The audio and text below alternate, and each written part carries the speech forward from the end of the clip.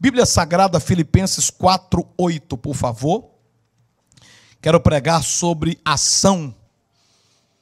Preparar para a gente participar da ceia, esse momento tão especial.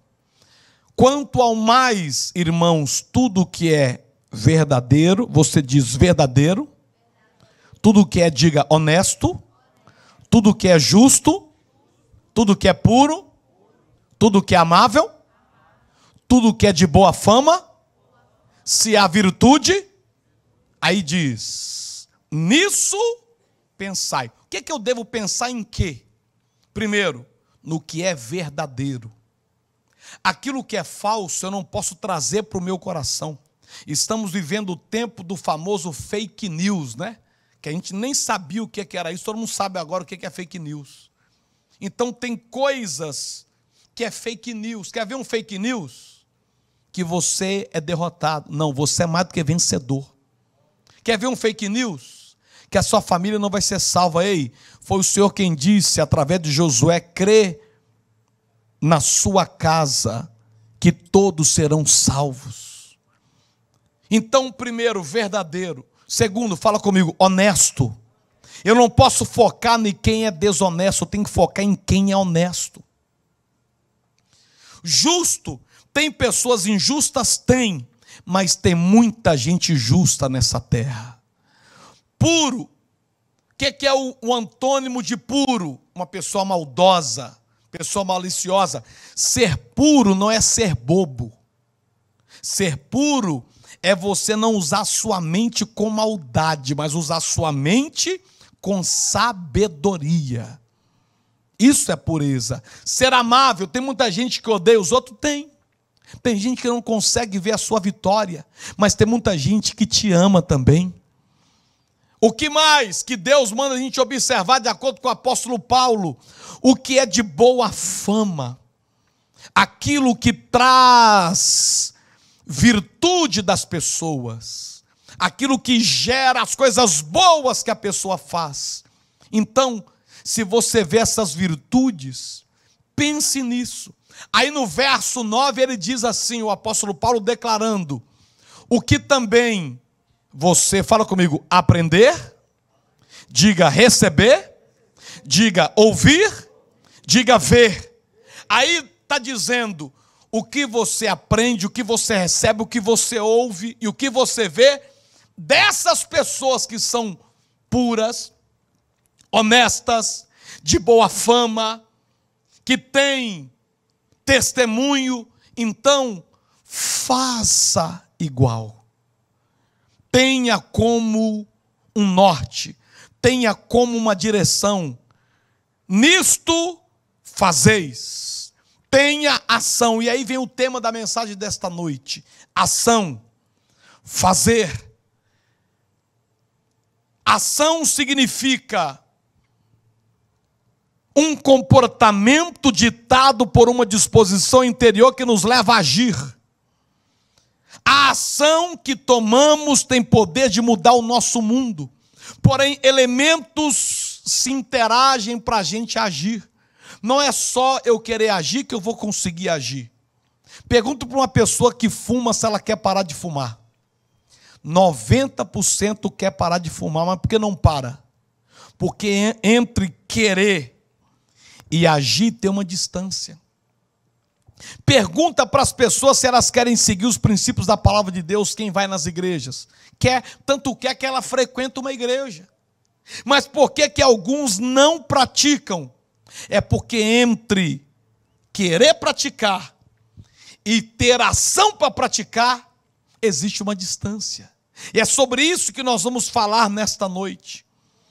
Eu preciso aprender algumas coisas para que eu venha a fazer o que eu desejo. Primeiro, fala comigo assim, cuidar das minhas emoções. Isso é fundamental. As nossas emoções. 1 Samuel capítulo 17, versículo 11 e versículo 24, fala sobre Davi e Golias. Ouvindo então Saul e todo Israel essas palavras do Golias, filisteu, espantaram e ficaram com medo. Olha o verso 24 que diz: porém todos os homens de Israel, vendo aquele homem, fugiram diante dele e temiam grandemente. Repara uma coisa: um exército com seu estado emocional abalado pela atitude de um adversário. Irmãos, como é que um homem só afronta um exército todo? Quando eu estou abalado, eu não consigo ver a força que eu tenho. Quando eu estou desgastado emocionalmente, aquilo que é um copo d'água na minha cabeça se torna uma grande tempestade. Quando eu estou emocionalmente abatido, com medo, aquilo que eu resolveria com tranquilidade se torna um bicho de 7 cabeças. Você vê aqui que esses homens, o estado emocional os impedia de fazer, o estado emocional gerou neles medo, gerou neles pavor, gerou neles desânimo, o estado emocional derrubou eles. Pergunta para o seu vizinho: como anda o seu estado emocional? Eu preciso cuidar das minhas emoções, senão eu não vou fazer o que eu preciso fazer. Tem pessoa que sabe, se ela não emagrecer, ela vai morrer. Mas o estado emocional está tão abalado que quer come. Segunda-feira eu começo o regime, da segunda passa para outra segunda, e vai morrer com veia de coração entupida. Tem pessoa que ela não consegue, por causa do estado emocional. Olha o que diz Provérbios 24:10.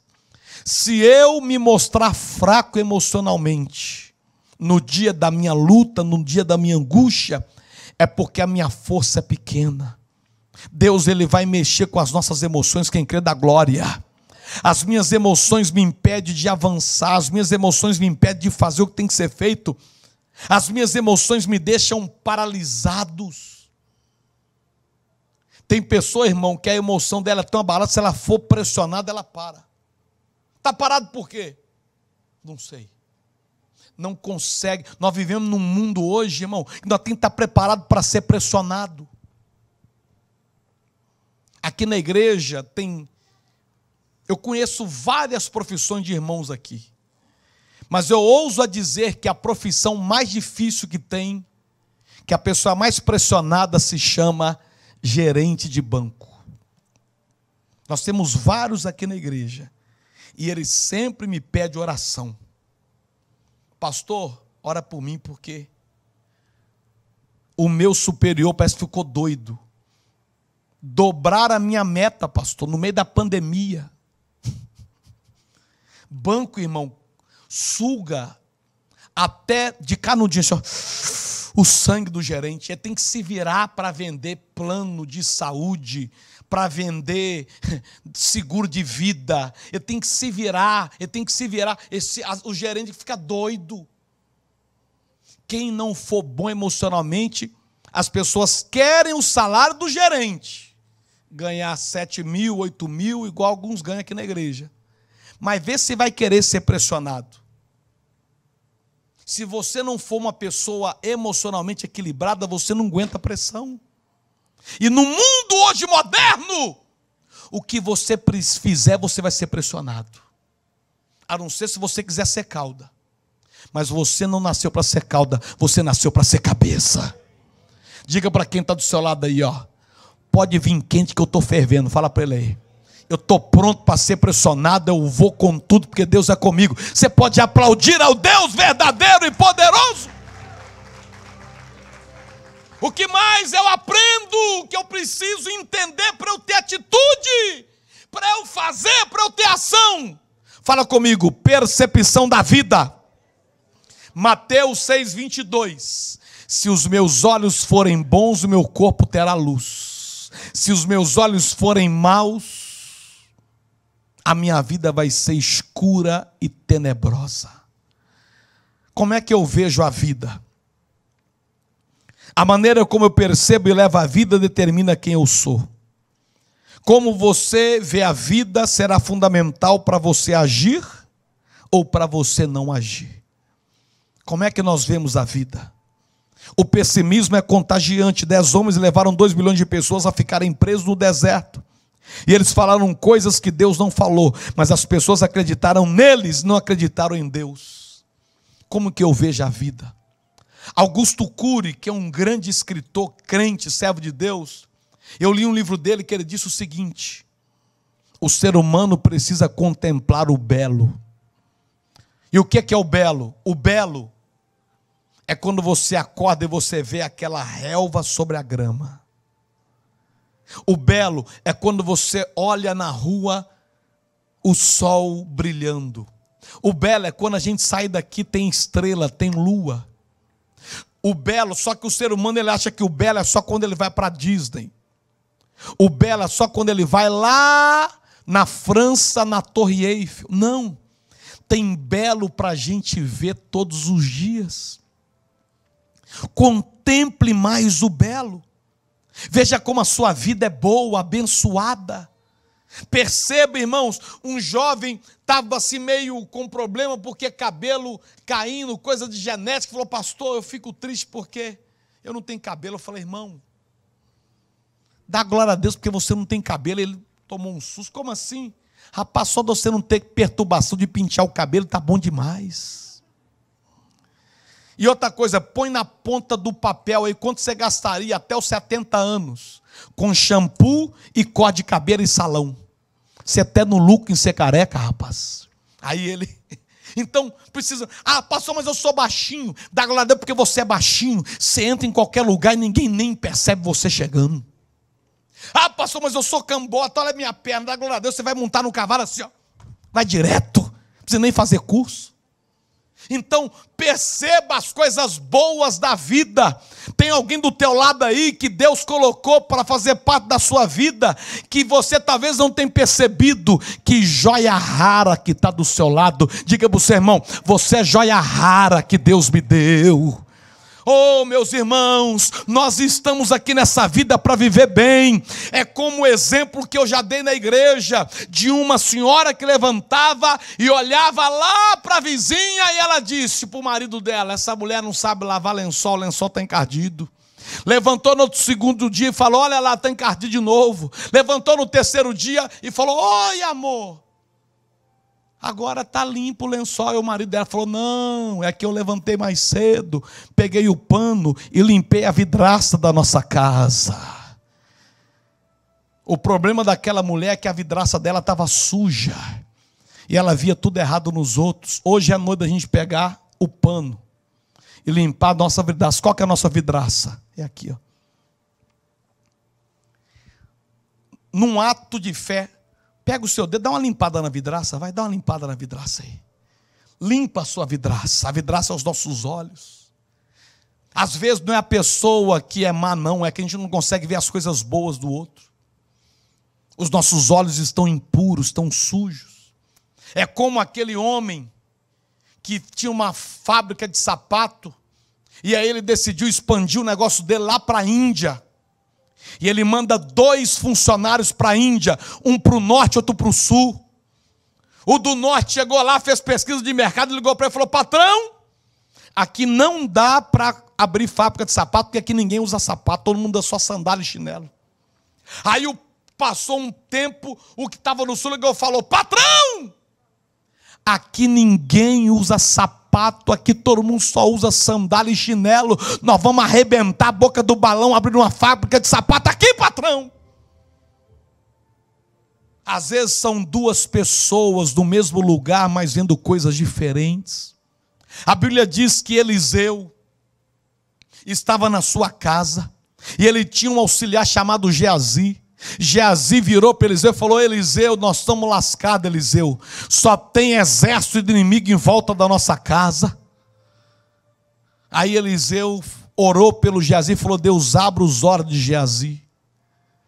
Aí depois que ele orou para o Geazi, ele falou assim: agora olha lá. Geazi falou e olhou e falou: oi, patrão. Ó, profeta, eu estou vendo aqui carro de fogo agora nos cercando, nos protegendo. E Eliseu falou: maior é o que está conosco do que quem está contra nós. Tem pessoa que vê demônio em tudo, vê dificuldade em tudo, vê coisa ruim em tudo. Vai rodar, rodar, rodar e não vai sair do lugar. Mas quando você vê coisas boas, onde você chega, você vai ser feliz. Você nasceu para ser feliz. Quem recebe essa palavra, dá glória a Deus aí. Terceiro, como que eu preciso agir para ter ações na minha vida? Bate no peito e diga: crer em mim mesmo. Você é mais especial do que qualquer outra coisa. Creia em você mesmo. Você não foi comprado na promoção, na baciada. Você foi comprado por alto preço, preço de sangue de Jesus derramado na cruz do Calvário. Você já teve a sensação, você já chegou no lugar que você comprou uma camisa na promoção, aquela camisa novinha, aí você chegou para a igreja, chegou na festa, chegou na escola, aí você depara com uma outra pessoa usando uma camisa igual. Quem já teve essa experiência? Vocês gostam de promoção, né? Isso é por quê? Porque comprou na promoção. Só que, ei, você não foi comprado na promoção. Você foi comprado por alto preço. Preço de sangue. Acredite em você mesmo. Em relação a Deus não somos nada, mas em relação a tudo que foi criado por Deus, nós somos superiores. É o que Paulo fala, Filipenses 3:13 e 14. Irmãos, quanto a mim, não julgo que haja alcançado, mas uma coisa eu faço: eu esqueço das coisas que para trás ficam. Não tinha ninguém mandando Paulo esquecer, ele decidiu esquecer. E avanço para as que estão diante de mim. Ninguém estava falando: vamos Paulo, avança Paulo, vai para a igreja Paulo, vai fazer a obra de Deus Paulo, anda Paulo, sonha Paulo. Não, ele decidiu avançar. E no verso 14 diz: prossigo para o alvo. Você não vê um anjo pegando Paulo e falando: vamos para o alvo, Paulo. Vamos. Não. Você vê Paulo decidindo, porque Paulo acreditava nele. Ei, acredite em você. Levanta a mão, eu quero ser profeta. Você é o melhor de Deus para essa terra. Você é o melhor de Deus. Você pode aplaudir a Deus. Acredite em você mesmo, meu irmão. E para encerrar, a sua fé. Para que eu venha agir, eu preciso ter fé. Num mundo complicado como hoje, se eu não tiver fé, eu não vou fazer nada. Se eu não tiver fé, eu não vou acreditar em pessoas. Se eu não tiver fé, eu não vou gerar projetos. Sabia que Deus, ele usou 12 tribos? Sabia que Jesus, ele chamou 12 discípulos? Se Deus e Jesus usou pessoas para chegar nos seus objetivos, como é que nós vamos chegar nos nossos sonhos sozinhos? Precisamos acreditar, precisamos ter fé. A fé remove montanhas. A fé traz existência o que não existe. A fé faz o abstrato virar concreto. A fé faz você ser liberal no reino de Deus. Deixa eu dar um exemplo para você. Um irmão. Cadê o irmão da fita vermelha? Está aqui? Acho que ele foi embora. O que tem o negócio dos peixes, Elias? Já foi embora, né? Que ele me falou aqui no final, para mim ele estava nesse culto agora que ia começar. Ele falou: pastor, o senhor deu aquela fita escarlata sexta-feira no culto e falou: amarra na janela da sua casa, para Deus proteger a sua casa. Pastor, eu cheguei na minha casa, meu portão controle remoto, entrei e fechei, só que ele está com um probleminha, ele fecha devagarinho.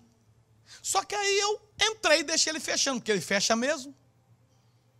Só que isso aconteceu, pastor, no outro dia eu levantei cedo. O portão aberto, não totalmente, mas uma parte aberta, e roubaram uma bicicleta da minha esposa. Só que não é bicicleta comum, uma bicicleta cara, pastor, que ela usa para fazer caminhada e etc. Aí na hora eu lembrei, eu não amarrei aquela fita aqui na minha casa. Aí ele falou assim: eu vou amarrar essa fita aqui e Deus vai trazer essa bicicleta de volta. Ele amarrou a fita, ligou para a polícia e fez a queixa. Passou 1 hora. Onde é que polícia vai atrás de bicicleta, irmão? Em 1 hora vai achar. Em 1 hora ele disse: pastor, me ligaram, acharam a bicicleta. Sabe por causa de quê? Porque eu agi a fé. Um irmão, não é membro da nossa igreja, é de outra cidade. Lá mais distante. Me ligou e falou: pastor, eu vou abrir um empreendimento em Governador Valadares. E eu quero fazer uma oferta, porque eu não posso começar nada sem ofertar. E aí, ele abriu, inclusive está em frente ao shopping ali, o showroom do negócio dele. E ele fez uma oferta para a igreja. Uma oferta grande. E aí depois ele me ligou e falou: pastor, você acredita que eu já vendi 70% dos meus imóveis? Em menos de 20 dias? Eu falei: glória a Deus. Eu não tenho relacionamento de ficar conversando com ele. Sexta-feira ele me liga: pastor, eu tenho um sócio em Valadares que não é crente, mas eu vou abrir um negócio com ele chamado Giganet. E eu falei para ele que eu só abro o negócio sem antes fazer uma oferta. Se você não ofertar, ele não pode fazer esse negócio comigo. Então ele aceitou, está comigo aqui, não é crente, mas eu estou ensinando ele a ter fé. Passa o número da conta para mim, que eu quero mandar uma oferta para ele de 7 mil reais. E aí, mandei para ele a conta da igreja. Tem aí? Essa tesouraria. Tem que passou no outro culto. E ele foi e mandou uma oferta para a igreja ali, ó. Sexta-feira, 7 mil reais. Preste atenção, ele não come aqui da igreja o alimento. Ele não recebe as palavras que eu prego aqui na igreja. Mas é um homem que crê que esse altar é terra fértil. E Deus só tem prosperado. Estou dando um exemplo. Enquanto pessoas são liberais, porque usam a fé, outros não devolvem nem um dízimo para Deus, porque falta fé. Então eu estou dando um exemplo aqui, alguém que no meio da crise, abriu em 30 dias 2 negócios, que é esse que ele está abrindo, e o outro que já está dando certo. Mas por quê? Porque a pessoa, ela age a fé. Tem o potencial? Tem, mas tem muita gente que só com potencial não resolve. Então acredite que através da fé, Deus abre porta a quem crê da glória. Através da fé, Deus faz milagres. Através da fé, Deus faz maravilhas. Deus, Ele quer mudar sua história nesta noite. Mas para isso, cuide das suas emoções. Mas para isso, em nome do Senhor Jesus, tenha muito cuidado como você percebe a vida. Perceba com olhos bons. Limpe os seus olhos para você ver as coisas boas que a vida tem. Terceiro lugar, creia em você mesmo. Tudo Deus criou com a palavra dele. Haja luz, haja separação entre águas e terra. Mas quando Deus foi criar você, Ele criou com as mãos. Ele fez o boneco do barro, soprou fôlego de vida. Deus fez você com as mãos dele. E o seu nome está escrito na palma da mão dele. E quarto, em o nome do Senhor Jesus, tenha fé.